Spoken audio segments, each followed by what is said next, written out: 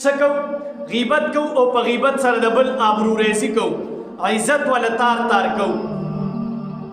د دې نقصان ته ګوره او د مسلمان د عزت خیال ته ګوره چې صله رحمي ورسره کې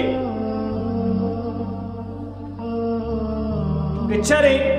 د مسلمان ته بې عزتي نه کې الله وایي ولقد کرمنا بني آدم ما انسان څه کړی دی دا معززه پیدا کړی ما عزت والا پیدا کړی دی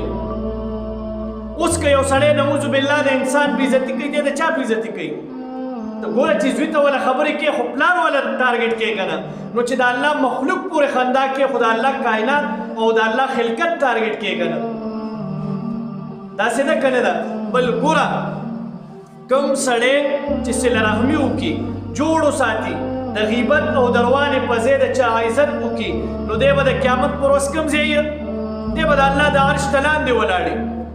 دی به د الله د عرش ته سوري لاندې ولاړي او کنه یو سړی غیبت کوي تهمت لګوي بهتان لګوي رسول الله مبارک څه فرمایي چې غیبت د زنا نه سخته ګناه ده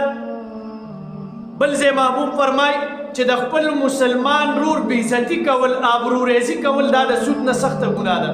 نن په دې موبایل موږ څنګه څومره آبرو ریزي کوو چا چا پورې خندا راغشتي چا چا پورې